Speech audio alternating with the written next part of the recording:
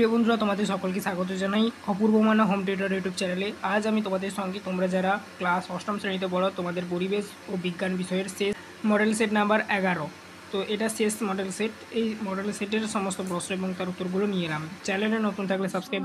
তো এই সেটের সমস্ত প্রশ্ন এবং তার উত্তরগুলো নিয়ে এলাম। চ্যানেলে নতুন থাকলে সাবস্ক্রাইব করে নিও, বেল আইকন অপশানে সেভ রাখবে। তো দেখো, এখানে বলা রয়েছে সঠিক উত্তরটি নির্বাচন করো যে কোনো 7টি। ঠিক আছে, তো দেখো কি বলা রয়েছে। আপেক্ষিক তাপের একক হলো, অপশান নিতে দাঁড়াচ্ছে ক্যালোরি পার গ্রাম পার সেলসিয়াস, তারপরে বিতে দাঁড়াচ্ছে ক্যালোরি, তারপরে দেখো গ্রাম ডিগ্রি সেলসিয়াস, তারপরে দেখো ক্যালোরি মানে সিতে দাঁড়াচ্ছে ক্যালোরি পার গ্রাম ডিগ্রি সেলসিয়াস, তারপর দেখো ডিতে দাঁড়াচ্ছে ক্যালোরি ডিগ্রি সেলসিয়াস গ্রাম।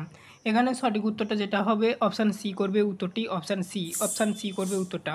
তারপরে দেখো নেক্সট বলা রয়েছে 2 দাগে Fe2O3 প্লাস এল থেকে Fe প্লাস Al2O3 এই বিক্রিয়াটিতে জারক পদার্থটি হলো, অপশান এতে দাঁড়াচ্ছে Al, বিতে দাঁড়াচ্ছে Fe, সিতে দাঁড়াচ্ছে Fe2O3 আর ডিতে দাঁড়াচ্ছে Al2O3। এখানে সঠিক উত্তর যেটা হবে সেটা হচ্ছে অপশান এ হবে উত্তর। তারপর দেখো নেক্সট বলা রয়েছে 3 দাগে বাদামি বর্ণের গ্যাসটি হলো CO2, NO2, SO2, NH3। এখানে ABCD করে 4টা অপশান দেওয়া রয়েছে। এখানে সঠিক উত্তর হবে অপশান বি NO2। তারপর দেখো নেক্সট বজ্র নিরোধকের মাধ্যমে তড়িৎ প্রবাহ আকাশে ফিরে যায়, মাটিতে চলে যায়, বাড়ির ছাদে জমা থাকে, কোনোটাই নয়।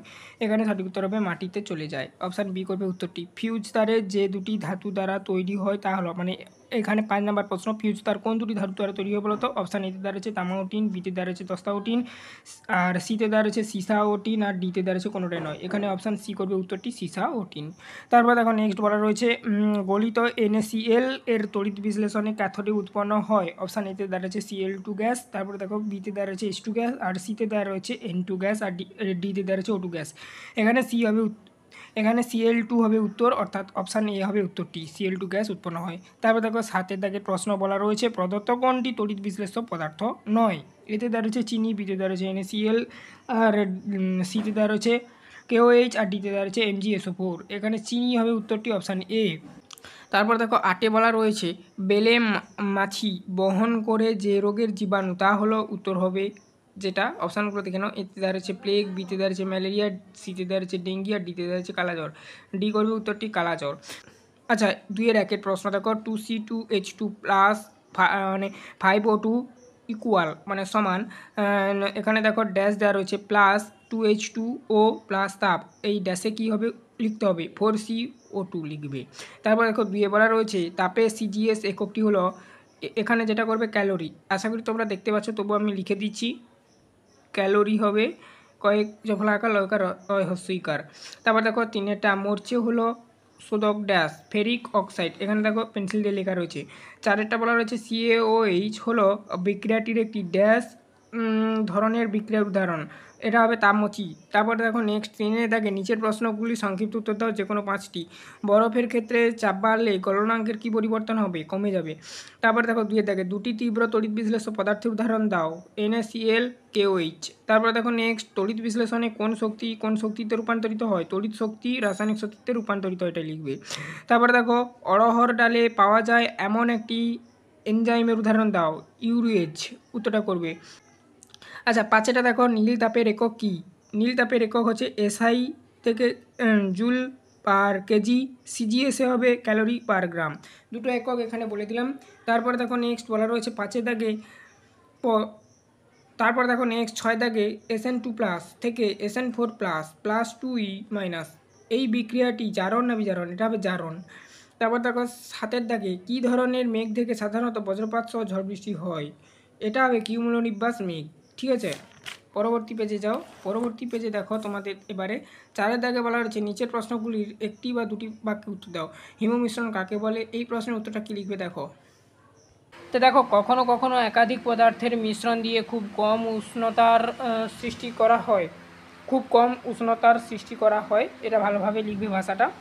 এই মিশ্রণগুলিকে হিমমিশ্রণ বলে। যেমন কি উদাহরণটা দেবে, 3 ভাগ বরফের সঙ্গে 1 ভাগ ওজনের সাধারণ লবণ মেশালে যে মিশ্রণ পাওয়া যায় তার উষ্ণতা হয় প্রায় 23 ডিগ্রি সেলসিয়াস, এটাই লিখবে। তো হিমমিশ্রণ প্রশ্নের উত্তরটা হয়ে গেল। এরপর আমরা দেখো তোমাদের বইটি লক্ষ্য করো, পরবর্তী যে প্রশ্নটা আমি বই থেকে পড়ে শুনিয়ে দিচ্ছি, তোমরা তোমাদের বইটি লক্ষ্য করো। এখানে প্রশ্নটা তুলিনি, উত্তরটা তুলেছি। তরলের স্ফুটনাঙ্ক কোন কোন বিষয়ের উপর নির্ভর করে? আচ্ছা, এই প্রশ্নের উত্তরটা কীভাবে লিখবে দেখো। তরলের স্ফুটনাঙ্ক মূলত 3টি বিষয়ের উপর নির্ভর করে।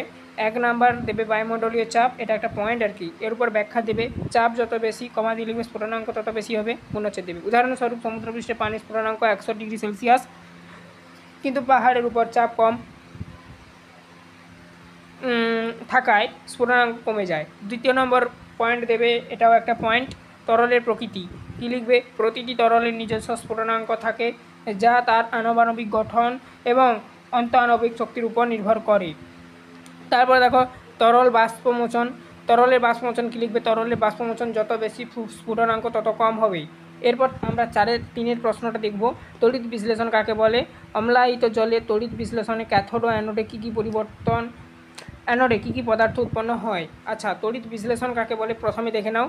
কোনো দ্রবণের মধ্যে তড়িৎ প্রবাহ করলে বা প্রবাহিত করে এর অণুগুলোকে ধনাত্মক ও ঋণাত্মক অংশে বিভক্ত করার পদ্ধতিকে, বা যখন তড়িৎ প্রবাহ করা হয় কোনো দ্রবণের মধ্যেই, তার যে ধনাত্মক এবং ঋণাত্মক যে অংশগুলো রয়েছে সেগুলো বিভক্ত হয়ে যাচ্ছে যেই পদ্ধতিতে, সেই পদ্ধতিকেই তড়িৎ বিশ্লেষণ বলা হয় বা বিশ্লেষ্য বলে। ঠিক আছে, এটাই এভাবেই তোমরা লিখবে সংজ্ঞাটা মূলত তড়িৎ বিশ্লেষণের। তারপরে দেখো তোমাদের সঙ্গে যে নেক্সট প্রশ্নের উত্তরটা আলোচনা করছি, ওই একটাই প্রশ্নে দেওয়া রয়েছে 2টো প্রশ্ন। অম্লায়িত জলের তড়িৎ বিশ্লেষণে ক্যাথোড ও অ্যানোডে কী কী পদার্থ উৎপন্ন হবে? আচ্ছা, অম্লায়িত জল বলতে এখানে অ্যাসিডযুক্ত জলের কথা বলা হয়েছে, এই জন্য দেখো ভাষাটা দেওয়া রয়েছে অ্যাসিডযুক্ত জলে তড়িৎ বিশ্লেষণের সময় ক্যাথোডে হাইড্রোজেন গ্যাস অর্থাৎ H2 এবং অ্যানোডে অক্সিজেন গ্যাস O2 উৎপন্ন হবে। ঠিক আছে, সংকেতগুলো দেখে রাখবে। এরপরে দেখো 4 প্রশ্ন, জারণ ও বিজারণের 3টি পার্থক্য লেখো। আচ্ছা, এই প্রশ্নের উত্তরটা কী লিখবে? আমি খাতা থেকে দেখাচ্ছি, এটা খাতায় লিখেছি পার্থক্যটা। দেখো কী বলা রয়েছে, বিষয় জারণ বিজারণ। দেখো ইলেকট্রন স্থানান্তর, জারণ প্রক্রিয়ার একটি পরমাণু, অণু বা আয়ন ইলেকট্রন ত্যাগ করে, একে ইলেকট্রন বর্জন বলা হয়। এটা হচ্ছে জারণের ঘরে লিখবে। বিজারণের ঘরে লিখবে, বিজারণ প্রক্রিয়ায় একটি পরমাণু, অণু বা আয়ন ইলেকট্রন গ্রহণ করে, একে ইলেকট্রন গ্রহণ ও বলা হয়। এটা তোমরা টেক্সট বই বা রায়মার্টিনের সহায়তাতেও পেয়ে যাবে। জারণ সংখ্যা, জারণের ক্ষেত্রে কী লিখবে? দেখো এটা জারণের ঘর, তো কী লিখবে এখানে? এই প্রক্রিয়ায় পদার্থের জারণ সংখ্যা বৃদ্ধি পায়। এবারে এটা বিজারণের ঘর, কী লিখবে এই পয়েন্টের উপর ভিত্তি করে? এই প্রক্রিয়ায় পদার্থের জারণ সংখ্যা হ্রাস পায়। এরপরে দেখো সর্বশেষ উদাহরণ দেবে, যেহেতু 3টি বলতে বলেছে, Na থেকে Na প্লাস E মাইনাস। তারপরে দেখো সোডিয়াম একটি ইলেকট্রন ত্যাগ করে সোডিয়াম আয়নে পরিণত হয়েছে, মানে ত্যাগ করে এটা সোডিয়াম আয়নে পরিণত হয়েছে। তারপর দেখো next Cl plus E minus থেকে Cl মাইনাস, ক্লোরিন একটি ইলেকট্রন গ্রহণ করে ক্লোরাইড আয়নে পরিণত হয়েছে। এটাই লিখবে পার্থক্যটা। তারপরে দেখো নেক্সট পরবর্তী প্রশ্ন তোমার, এই প্রশ্নটা আমরা আগের সেটগুলোতে ছিল, আলোচনা করে রেখেছি। শুধুমাত্র এই 11 নম্বর সেটের এই একটাই প্রশ্ন তোমাদের সঙ্গে আমরা আলোচনা বাদ রাখছি। এটা রিপিটেড প্রশ্ন, আগের সেটগুলোতে ছিল, আগের সেটের ক্লাসগুলো দেখলে অবশ্যই পেয়ে যাবে। এছাড়া তোমরা তোমাদের টেক্সট বই থেকে কালেক্ট করে দেখে নিয়ে লিখে নিতে পারো। আচ্ছা, পরবর্তী প্রশ্ন এখানে দেখো কি বলা রয়েছে, এই যে বজ্র নিরোধক কি আর SARS এর পুরো নাম কি? দেখে নাও। বজ্র নিরোধক দেখো কি বলা রয়েছে, হলো এমন একটি যন্ত্র যা বজ্রপাতের সময় বৈদ্যুতিক চার্জকে নিরাপদে মাটিতে নামিয়ে দেয়, ফলে বড় বড় ভবন স্থাপনা বজ্রের হাত থেকে রক্ষা পায়। এটাই লিখবে। আর বজ্র নিরোধককে কিন্তু লাইট অ্যারেস্ট বলা হয়। ঠিক আছে, তো তারপরে দেখো SARS এর ফুল ফর্ম লিখতে বলেছিল, সার্ভে অ্যাকুয়েট রেসপিরেটরি সিনড্রোম। আরেকবার বলছি, সার্ভেয়ার অ্যাকুয়েট রেসপিরেটরি সিনড্রোম SARS এর ফুল ফর্ম। তারপরে দেখো নেক্সট 5-এর 1-এর প্রশ্ন কি বলা রয়েছে, আগে নির্দেশটা দেখে নাও, নিচের প্রশ্নগুলির উত্তর দাও যে কোনো 3টি। 5-এর 1-এর প্রশ্ন বলা হচ্ছে, চামচি রাসায়নিক পরিবর্তন কাকে বলে? একটি উদাহরণ দাও। ধাতু ঝালাইয়ের কাজে অক্সিজেনের সঙ্গে কোন গ্যাস ব্যবহার করা হয়? আচ্ছা, এই প্রশ্নের উত্তরটা কি লিখবে দেখে নাও। 5-এর 1-এর শেষের প্রশ্নের উত্তরটা হবে ওই যে ধাতু ঝালাইয়ের সঙ্গে অক্সিজেনের সঙ্গে কোন গ্যাস, অ্যাসিটিলিন গ্যাস ব্যবহার করা হয়। আর তার আগে 2টো প্রশ্ন ছিল, অর্থাৎ এখানে তোমাদের ফার্স্ট প্রশ্ন ছিল তামমচি রাসায়নিক পদার্থ মানে পরিবর্তন কাকে বলে, আর একটি উদাহরণ দাও। তামমচি রাসায়নিক পরিবর্তন কাকে বলে, উদাহরণটা দেখে নাও। তো তো দেখো এখানে তাপমোচী রাসায়নিক পরিবর্তন সংজ্ঞাটা দেখো, যে রাসায়নিক বিক্রিয়ায় তাপ উৎপন্ন হয় বা যুক্ত হয় তাকে তাপমোচী রাসায়নিক বিক্রিয়া বলে। যেমন কি সালফার ডাই অক্সাইড SO3 উৎপন্ন হয় এবং সেই সঙ্গে তাপ উৎপন্ন হয় 2SO2 থেকে +O2 থেকে বিক্রিয়ার মাধ্যমে 2SO3 প্লাস তাপ। উদাহরণ দিতে বলেছিল, কার্বন দহনে নিম্নলিখিত সমীকরণ অনুযায়ী ঘটে। দেখো C+O2 থেকে বিক্রিয়ার মাধ্যমে CO2 থেকে প্লাস তাপ। এই বিক্রিয়ায় CO2 উৎপন্ন হওয়ার সঙ্গে সঙ্গে তাপ উৎপন্ন হয়, অর্থাৎ এটি তাপমোচী রাসায়নিক বিক্রিয়ার একটি উদাহরণ। আর একটি উদাহরণ তোমাদের সঙ্গে আমি শেয়ার করছি, দেখে নাও, তোমরা তোমাদের সুবিধা মতন তৈরি করবে। পোড়া চুনে জল যোগ করলে প্রচুর তাপ উৎপন্ন হয় এবং সেই সঙ্গে কলিচুন বা ক্যালসিয়াম হাইড্রোক্সাইড উৎপন্ন হয়, অর্থাৎ এই বিক্রিয়াটি একটি রাসায়নিক পরিবর্তন। সমীকরণটা দেখে নাও, CaO প্লাস H2O থেকে বিক্রিয়ার মাধ্যমে CaOH2 প্লাস তাপ, এটাই হবে। তো এই ছিল এই প্রশ্নটার উত্তর। দ্বিতীয় নম্বর প্রশ্ন তোমাদের জন্য কি বলা রয়েছে দেখো, একটি জৈব দ্রবকের নাম লেখো। Gn+SuSO4 থেকে বিক্রিয়ার মাধ্যমে GnSO4 প্লাস Cu। এই প্রদত্ত বিক্রিয়াটি জারণ বিজারণ এবং প্রদত্ত বিক্রিয়াটিতে জারণ বিক্রিয়া, বিজারণ বিক্রিয়া, জারক ও বিজারণ চিহ্নিত করতে বলেছে। ঠিক আছে, তো এইটার উত্তরটা কী লিখবে দেখে নাও। এখানে দেখো 5-2 প্রশ্নটা। তো দেখো এই যে প্রশ্নের উত্তরটা, জারণ লিখবে অক্সিডেশন। জিঙ্ক Gn, যা মানে এইটা হচ্ছে তার দুটি ইলেকট্রন ত্যাগ করে জিঙ্ক আয়ন Gn2+ এ পরিণত হয়। ঠিক আছে, এই ইলেকট্রন ত্যাগের প্রক্রিয়াটি হলো জারণ। বিজারণ যেটা হচ্ছে রিডাকশান কপার আয়রন। ঠিক আছে, বা কপার আয়ন যেটাকে বলা Cu2+, কপার সালফেট থেকে দুটি ইলেকট্রন গ্রহণ করে ধাতব কপারে Cu-তে পরিণত হয়। এই ইলেকট্রন গ্রহণের প্রক্রিয়াটি হলো বিজারণ। জারক অক্সিডেশন এজেন্ট। ঠিক আছে, কপার সালফেট CuSO4 জিঙ্কের জারণ ঘটায়, তাই এটি জারক পদার্থ। বিজারক reduction agent zinc Gn copper আয়রনের বিজারণ ঘটায়, তাই এটি একটি বিজারক পদার্থ। সুতরাং প্রদত্ত বিক্রিয়াটি একটি রেডক্স। ঠিক আছে, জারণ বিজারণ বিক্রিয়া, এইভাবেই তোমরা লিখবে এটা খাতাতে। তারপরের প্রশ্ন এবং উত্তরগুলো দেখো। তো দেখো এরপরে আমরা যেই প্রশ্নটি আলোচনা করব 5-3 প্রশ্ন, তড়িৎ লেপন কাকে বলে? রূপোর তৈরি গহনার ওপর সোনার প্রলেপ দিতে ক্যাথোড হিসেবে কী ব্যবহৃত হয়? লোহাকে মরচে পড়ার হাত থেকে রক্ষা করতে এর ওপর কোন ধাতুর প্রলেপ দেওয়া প্রয়োজন বা দেওয়া হয়? তো এই প্রশ্নের উত্তরগুলো আমি স্টেপ বাই স্টেপ তোমাদেরকে দেখাচ্ছি। দেখো, প্রথমে আমরা তড়িৎ লেপন কাকে বলে দেখব।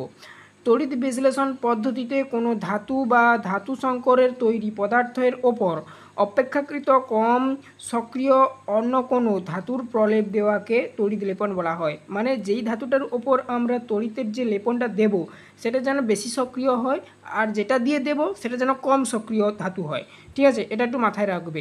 এটাই হচ্ছে তড়িৎ লেপন কাকে বলে, তার সংজ্ঞাটা এখানে ডেফিনেশনটা আমরা দিলাম। এরপরে তোমাদের ছিল যে প্রশ্নটা, এরপরে দেখো নেক্সট প্রশ্ন, এই একটাই প্রশ্নের মধ্যে স্টেপ বাই স্টেপ প্রশ্নগুলো দিয়েছে, এই জন্য মানটা দেখো 1+1+1 3 নম্বর। তো প্রথম নম্বর প্রশ্নটা বললাম। দ্বিতীয় নম্বর প্রশ্নটা বলেছে রূপোর তৈরি গহনার ওপর সোনার প্রলেপ দিতে ক্যাথোড হিসাবে কী ব্যবহৃত হয়? দেখে নাও উত্তরটা কীভাবে লিখবে। দেখো, রূপোর ওপর সোনার প্রলেপ দিতে হলে অ্যানোড ব্যবহার করতে হবে বিশুদ্ধ সোনার পাত, ক্যাথোড হিসাবে ব্যবহার করতে হবে রূপোর বস্তু। তড়িৎ বিশ্লেষ্য রূপে ব্যবহৃত হবে বা ব্যবহার করতে হবে, স্টেপ বাই স্টেপ দেখাচ্ছি আর কি, মানে কোনটার ক্ষেত্রে কোনটা হবে আর কি। আচ্ছা, যেটা বললাম ব্যবহার করতে হবে পটাশিয়াম অরোসায়ানাইড, বানানটা একটু দেখে নেবে, স্ক্রিনে দিয়ে দিয়েছি, পটাশিয়াম অরোসায়ানাইড, মূলত উত্তরটা এটাই হবে। দেখো এর জলীয় দ্রবণ। তারপরের প্রশ্ন ছিল, দেখো এখানে কি বলা রয়েছে, লোহাকে মরচে পড়ার হাত থেকে রক্ষা করতে এর ওপর কোন ধাতুর প্রলেপ দেওয়া হয়? উত্তরটা হবে জিঙ্ক। জিঙ্কের প্রলেপ দেওয়া হয় লোহাকে মরচে পড়ার হাত থেকে রক্ষা করতে। তারপরে দেখো নেক্সট 4 দাগে, স্যাঁক দেওয়ার বোতলের তরল হিসাবে গরম জল ব্যবহার করা হয় কেন? এখানে এই প্রশ্নের উত্তরটা লিখবে, উচ্চ আপেক্ষিক তাপ দীর্ঘক্ষণ ধরে রাখার ক্ষমতা থাকে বলে এই জন্য এটা ব্যবহার করা হয়। তারপরে দেখো লাইফ সায়েন্স পার্টে যাচ্ছি এবারে আমরা, জীবনবিজ্ঞান। দেখো একে বলা রয়েছে সঠিক উত্তরটি নির্বাচন করো, যে কোনো 3টি প্রশ্নের উত্তর দিতে বলেছে। ঠিক আছে, প্রত্যেকটি প্রশ্নের মান কিন্তু 3 করে। সাইডে তোমরা কোশ্চেনের নাম্বারগুলো দেওয়া রয়েছে, অর্থাৎ প্রশ্ন মানগুলো দেখে নেবে। একে বলা রয়েছে দেখো ডেঙ্গি জ্বর কোন রক্তকণিকার সংখ্যা মারাত্মকভাবে কমে যায়, মানে ডেঙ্গি যে জ্বরটা সেই জ্বরটা হলে মানব দেহের ক্ষেত্রে মানে রক্তের যে কণিকাগুলো থাকে বা যেটাকে ইংলিশে বলা হয় ব্লাড, মানে ব্লাড প্লেট যেটাকে বলা হয়, ঠিক আছে, বা সেলও বলা হয়, সেইটা কমে যায়। কোনটা? অপশান এতে দাঁড়াচ্ছে লোহিত রক্তকণিকা, বিতে দাঁড়াচ্ছে অনুচক্রিকা, সিতে দাঁড়াচ্ছে ইওসিনোফিল, আর ডিতে দাঁড়াচ্ছে লিম্ফোসাইট। এখানে সঠিক উত্তর হবে অনুচক্রিকা, অপশান বি করবে উত্তরটি। দুয়ে থেকে বলা হচ্ছে দেখো কৃত্রিম পদ্ধতিতে মাছের ডিম পোনা তৈরি করতে যে গ্রন্থি নির্যাস ব্যবহার করা হয় তা হলো অপশান এতে অগ্নাশয়, বিতে পিটিউটারি, সিতে শুক্রাশয়, ডিতে থাইরয়েড। এখানে অপশান বি করবে পিটিউটারি, ঠিক আছে, পিটিউটারি অপশান বি করবে উত্তরটি। তিনে থেকে বলা হচ্ছে দেখো আমের জন্মস্থান হলো option A Bharat, option B Pakistan, option C চীন, আর অপশান ডি শ্রীলঙ্কা। এখানে সঠিক উত্তর হবে অপশান এ অর্থাৎ ভারত। চারে তাকে বলা রয়েছে দেখো মোম গ্রন্থি দেখা যায় শ্রমিক মৌমাছির, এতে দ্বারা হচ্ছে বক্ষদেশে, বিতে দ্বারা হচ্ছে পেটের থলিতে, আর সিতে দ্বারা হচ্ছে পায়ে, ডিতে দ্বারা হচ্ছে মুখগহ্বরে। এখানে সঠিক উত্তর হবে পেটের থলিতে, কিন্তু দেখা যায় পেটের থলি, সেদিক দিয়ে রাইট অ্যান্সার। দুয়ে বলা রয়েছে শূন্যস্থান পূরণ করো যে কোনো তিনটি। বলা রয়েছে দেখো দুয়ের একের প্রশ্ন মুরগি পালনের একটি আধুনিক পদ্ধতি হলো ডিপ লিটার, শূন্যস্থানে তোমরা লিখবে আর স্পেলিংগুলো অর্থাৎ বানানগুলো দেখে রাখবে। তোমরা তোমাদের টেক্সট বই বা কিংবা রায় মার্টিনের সহায়িকা বা অন্য কোনো যদি রেফারেন্স বই তোমরা ব্যবহার করো, অর্থাৎ সহায়িকা বইয়ের কথা বলছি, তো সেইগুলোতেও তোমরা কালেক্ট করে লিখতে পারো। তারপরে দেখো দুয়ের প্রশ্ন মাছের নিম্নতিক্ত ডিম থাকে ড্যাশ তৈরি হয়, এখানে হবে ডিম পোনা, ডিম পোনা তৈরি হয়। তারপরে দেখো তিনের দাগে দেখো এখানে বলা রয়েছে কি তোমাদের জন্য আম চাষের জন্য উপযুক্ত মাটি হলো ড্যাশ, দোআঁশ করবে। চারের দাগে বলা রয়েছে দেখো তুলো ড্যাশ জাতীয় ফসল, এখানে হবে খারিজ, ঠিক আছে, খারিজ ফসল। তারপরে দেখো এর সঙ্গে বি মিলাতে বলেছে, ম্যাচ করতে বলেছে, কলম এ কলম বি এটাকে বলা হয় এ স্তম্ভ বি স্তম্ভ আর কি বাংলায়। এ স্তম্ভে বলা রয়েছে ম্যালেরিয়া, হেপাটাইটিস, যক্ষা। এখানে তিনের এর একের প্রশ্ন বলা রয়েছে দেখো ম্যালেরিয়া, এর সঙ্গে তোমরা করে দেব যেটা এখানে অপশান বি করবে, ঠিক আছে, প্রোটোজোয়া ঘটিত একটি রোগ।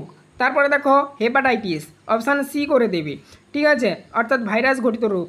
যক্ষা, অপশান এ করবে ব্যাকটেরিয়া ঘটিত রোগ, ঠিক আছে। তারপরে দেখো চারের দাগে বলা রয়েছে নিচের প্রশ্নগুলির অতি সংক্ষিপ্ত উত্তর দাও যে কোনো একটি। দেখো শাখা কলম কি আর মিশ্র চাষ ও নিবিড় চাষের মধ্যে পার্থক্য লিখতে বলেছে। আচ্ছা শাখা কলম দেখে নাও। দেখো এখানে এবারে আমরা চারের যে একের প্রশ্ন শাখা কলম কি, এই প্রশ্নের উত্তরটা কি লিখবে দেখো একটি সুস্থ সবল গাছের পর্ব ও পর্বমধ্যস্থ কাণ্ডের অংশ কেটে মাটিতে পুঁতে দিলে তার থেকে নতুন উদ্ভিদ সৃষ্টি হয়। পুনচ্ছেদে লিখবে এই পদ্ধতিকে শাখা কলম বলা হয়, ঠিক আছে।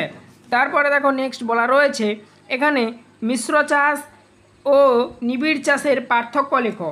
আচ্ছা এই প্রশ্নের উত্তরটা দেখো বিষয় করবে প্রথমে মিশ্র চাষ আর নিবিড় চাষ, এভাবেই লিখবে তোমরা। তারপরে দেখো মানে এখানে দেখো মিশ্র মৎস্য চাষ করবে আর নিবিড় মৎস্য চাষ করবে। পদ্ধতি একই জলাশয়ে বিভিন্ন ধরনের মেজর কার্প পালন করা হয়, এটাই লিখবে। তারপর দেখো নিবিড় মৎস্য চাষের ক্ষেত্রে লিখবে একই জলাশয়ে বিভিন্ন ধরনের দেশি ও বিদেশি কার্প পালন করা হয়। তারপরে মাছের প্রজাতি বিষয়ের ঘরে উল্লেখ করবে এই পয়েন্টটি। আচ্ছা মিশ্র চাষের ক্ষেত্রে লিখবে উপরের স্তরে কাতলা, মধ্যস্তরে রুই মাছ এবং নিচের স্তরে মৃগেল কাপ থাকে। তারপরে দেখো নিবিড়ের ক্ষেত্রে নিবিড় মৎস্য চাষের ক্ষেত্রে লিখবে উপরের স্তরে কাতলা ও সিলভার কার্প 1:3 অর্থাৎ 1:3 এই হারে থাকে। মধ্যস্তরে রুই ও গ্রাস কার্প 3:1 অর্থাৎ 3:1 এই মানে এইভাবে থাকে এই স্তরে অর্থাৎ মধ্যবর্তী স্তরে। এবং সবশেষে নিচের স্তরে থাকে সেটা হচ্ছে মৃগেল আর সাইপিনাস থাকে এই মাছগুলো বা কার্পগুলো, ঠিক আছে, 1:1 অর্থাৎ 1:1 এই হারে।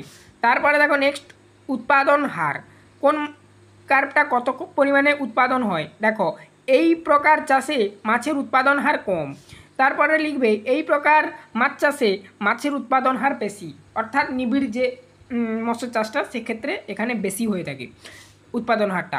তারপরে দেখো নেক্সট 5-এর দাগে নিচের প্রশ্নগুলি সংক্ষিপ্ত উত্তর দাও যে কোনো একটি। চায়ের কোন উপাদানটি দাঁতের ক্ষয় রোধ করে। আচ্ছা, চায়ে কোন উপাদানটি? ফ্লুরাইড। উত্তর করবে ফ্লুরাইড। তোমরা বানানটা বা স্পেলিংটা দেখে রাখো। তারপরে দেখো নেক্সট বলা রয়েছে এখানে এই যে এই প্রশ্নটা, এই যে সবুজ চায়ে থাকা কোন উপাদান হার্ট অ্যাটাক হতে বাধা দেয়, অর্থাৎ আমাদের হার্ট অ্যাটাকের হাত থেকে রক্ষা করে সবুজ চায়ের কোন উপাদানটা? Vitamin K. ভিটামিন কে করবে উত্তরটি। পরবর্তী প্রশ্ন তোমাদের জন্য দেওয়া রয়েছে 5-2 প্রশ্ন। কালাজ্বরে জীবাণুর নাম ও বাহক প্রাণীর নাম লেখো। এখানে দেখো প্রথমে জীবাণুর নাম লিখতে হবে। এখানে দেখো ইংলিশটা তোমরা ভালো করে দেখে নাও, ঠিক আছে? লিসমেনিয়া ডোরমিনাই, তোমরা ভালো করে স্পেলিংটা দেখে নেবে। প্রাণী যেটা বেলে মাছি, ঠিক আছে? বেলে মাছি। তারপরে দেখো নেক্সট তোমাদের সঙ্গে 6 দাগে সংক্ষিপ্ত উত্তর দাও। যে প্রশ্নগুলো দেওয়া রয়েছে যে কোনো একটি প্রশ্ন উত্তর দিতে বলেছে, এই প্রশ্নগুলো আলোচনা করব। দেখো 6 দাগের প্রশ্ন, স্বল্পমেয়াদী জাত, মধ্যমেয়াদী জাত ও দীর্ঘমেয়াদী জাতের ধানের একটি করে বৈশিষ্ট্যের বৈশিষ্ট্য আর উদাহরণ। আচ্ছা, উদাহরণটা তোমরা তোমাদের বই থেকে কালেক্ট করে নেবে, ওটা তোমাদের জন্য টাস্ক হিসাবে দিয়ে রাখলাম। এখানে আমি জাস্ট বৈশিষ্ট্য তুলে ধরলাম। স্বল্পমেয়াদী, দেখো কি লিখবে, দেখো ধান খুব তাড়াতাড়ি পেকে যায়, দিন হিসাবে 95 থেকে 115 দিনের মধ্যে। মাঝারি মেয়াদী ধান, ধান পাকার জন্য মাঝারি সময় লাগে, 116 দিন থেকে 135 দিন মিনিমাম লাগবে। দীর্ঘমেয়াদী ধান, এই ধান চাষ করলে পাকতে বেশি সময় লাগে, 140 থেকে 150 দিন সময় লাগে। তোমাদের টাস্ক হিসাবে এইটা হচ্ছে এই যে স্বল্পমেয়াদী ধানের উদাহরণ লিখতে হবে, মাঝারি যে মেয়াদি সেই মাঝারি মেয়াদি ধানের উদাহরণগুলো লিখবে, আর দীর্ঘমেয়াদী যে ধান তার উদাহরণগুলো লিখবে। তারপরে দেখো নেক্সট প্লেগ রোগের জীবাণুর নাম, বাহক এর নাম এবং টিকা আবিষ্কারকের নাম। এখানে দেখো লিখে দিয়েছি ইংলিশটা, তোমরা দেখে নাও, দেখে লিখে নেবে। আর এখানে দেখো যে আবিষ্কার করেছে আচ্ছা এখানে দেখো যে আবিষ্কার করেছে টিকাটি, তার নাম দেখতেই পাচ্ছ, এখানে নামটা দেওয়া রয়েছে যিনি আবিষ্কার করেছে টিকাটি, তো দেখে নাও। তো এই ছিল আজকের ক্লাস। আমরা পুরো পরিবেশ মডেল সেটটা কমপ্লিট করে দিলাম। যতগুলো মডেল সেট রয়েছে তোমাদের রায়মার্টিন প্রশ্নবিচিত্রা, টোটাল 11টি সেট ছিল দ্বিতীয় পর্যায়ক্রমিক মূল্যায়নকে লক্ষ্য করে। তো চ্যানেলে নতুন থাকলে সাবস্ক্রাইব করে নিও, বেল আইকন ক্লাব অপশানে সেভ রাখবে। আচ্ছা, এরপর আমরা খুব শীঘ্রই তৃতীয় ইউনিট টেস্টকে লক্ষ্য করে ক্লাস আরম্ভ করব। তোমাদের টেক্সট প্লাস রায়মার্টিন প্রশ্নবিচিত্রা দুটো একসঙ্গে চলবে। তো অবশ্যই চ্যানেলে নতুন থাকলে সাবস্ক্রাইব করে নিও, বেল আইকন ক্লাব অপশানে সেভ রাখো। কমেন্ট সেকশানে তোমার মতামত জানাতে অবশ্যই ভুল করবে না। কোথাও যদি অসুবিধা থাকে অবশ্যই কমেন্টে জানাবে।